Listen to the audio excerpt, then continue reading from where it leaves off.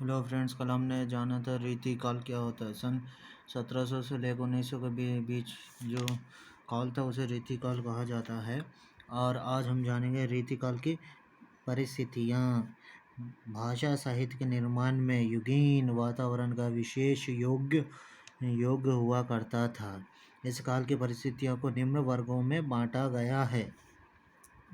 भाषा साहित्य के निर्माण में युगीन वातावरण का एक विशेष योग हुआ करता था और इसलिए इस साहित्य को इन रीतिकाल की परिस्थितियों को चार चार डिफरेंट टाइप्स में कहा गया है। पहला है राजनीतिक परिस्थितियाँ, दूसरा है सामाजिक परिस्थितियाँ, तीसरा है धार्मिक परिस्थितियाँ, फोर्थ है साहित्यिक और परिस्थितियाँ, साहित्य और कला परिस्थितियाँ। आज पहले जानेंगे राजनीतिक परिस्थितियाँ। शाहजहाँ शासन से लेकर बहादुर शाह द्वितीय के शासन अंत का समय रहा है। शाहजहाँ और बहादुर शाह द्वितीय के जो अंतरकाल बीच का जो शासन है उसे वह समय को रीतिकाल का राजनीतिक परिस्थितियां हैं। पहला है शाहजहाँ शासन से लेकर बहादुर द्वितीय के शासन अंत का समय यह रहा है। संपूर्ण काल अशांति का काल रहा है। यह काल जो था संपूर्ण काल पूरा अशांति का काल था। यह कविता दरबारों में पल्लवित और पुष्पित हुई है। यह कविता दरबारों में पल्लवित और पुष्पित हुई है। दूसरा है सामाजिक परिस्थितियाँ।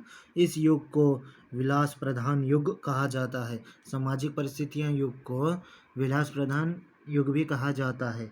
इस युग में मद्यपान यह सब का सेवन, अत्याचार बढ़ने लगा था प्रजा सब पर, और अंधविश्वास, ज्योतिषियों की वाणी पर विश्वास बढ़ रहा था। और इस युग में अंधविश्वास, ज्योतिषियों की वाणी पर एक अंधविश्वास बढ़ रहा था और एक विश्वास भी बढ़ रहा था। समाज में बाल विवाह और बहु विवाह की प्रथाएं थीं। और इस युग में समाज में बाल विवाह और बहु विवाह की प्रार्थनाएं थी और श्रमिक वर्ग पर अत्याचार बढ़ रहा था। जो श्रमिक रहते हैं उन पर अत्याचार बढ़ रहा था। धार्मिक परिस्थितियाँ। सामाजिक अवस्था के समान इस युग में देश की सांस्कृतिक अवस्था भी अत्यंत शोचनीय थी। इस धार्मिक परिस्थिति में सामाजिक अवस्था के समान इस युग में देश की जो सांस्कृतिक है, एक भक्ति भावना, यह सब अवस्था भी अत्यंत शोचनीय थी। साहित्य और कला परिस्थितियाँ।